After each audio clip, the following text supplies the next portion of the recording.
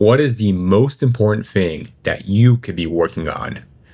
If I were to ask this question to my fellow brothers, most would say something along the lines of making more money, having more of a social status, or even getting that dream girl. And maybe I'm just echoing my own thought patterns from the past. And it's interesting when you look a layer beneath all of those things. I want more money. Well, guess what?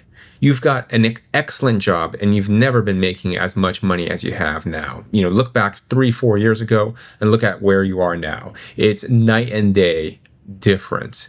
So that mentality of, hey, I don't have enough is still there. So making $100 million a year isn't going to solve that actual mental problem. Now, when it comes to this status thing, you have to realize that, yes, being an entrepreneur, making a change in the world, being, a ferocious impact, that is fantastic. But when you're doing it from a place of lack because you believe that you are not enough, that you're not creating enough of an impact as is, that gets very dangerous because that hole that you're trying to fulfill will never be realized.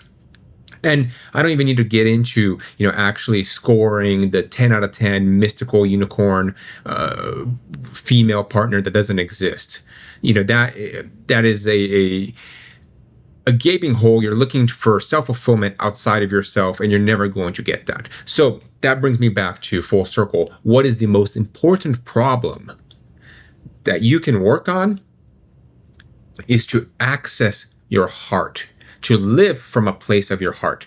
Now, before I lose you, remember that the heart is not something that we can kind of consciously tap into. I can't think my way into the heart, but the easiest way to access the sensations of joy, gratitude, radiance, abundance is by being maniacally focused on having a positive mental model. I tend to lean towards a negative thought patterns. That's where I've been brainwashed into a mentality of lack, a mentality of not having enough. And that creates fear. And fear is the antithesis of love. Just look in the Bible. The Bible's constantly reminding you that do not be afraid, because fear itself removes us from our divine connection to God. That is what Jesus' teaching is all about, is come back to your heart, come back to your heart. And in coming back to your heart, that is a practice, a muscle that needs to be exercised over and over and over. And it happens in the mind, because your mind is so malleable. But we have been I have been so conditioned to just accept the default negative status quo in my own mind that having this positive framework is like going to the gym for the first time in your life. It's exciting, it's exhilarating, but man, it's exhausting because you don't have the right muscles in place. You don't know what it's like. It's difficult, it's overwhelming, it's challenging. But precisely because it is challenging, it's extremely rewarding. And it's an endless battle. It's not a battle that I can do once and forget about. It's something that will happen till the day I die. I have control over what thoughts enter into my mind and how I respond to those thoughts. Even if I have a negative thought, it's not a matter of if I'm going to have a negative thought. I will have a negative thought. But how quickly can I take that negative thought hostage, give it to God, and say, I need to turn it around into a positive thought, into a thought that comes from my heart. And this is, I think, the greatest thing I can be working on.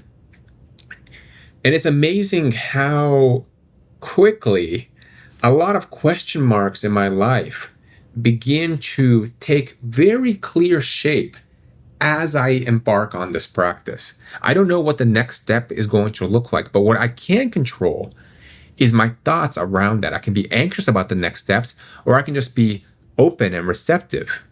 I can know exactly what's going to be next, or I can just focus on being in the present moment and trusting myself to come back to my heart and not having everything figured out in my mind.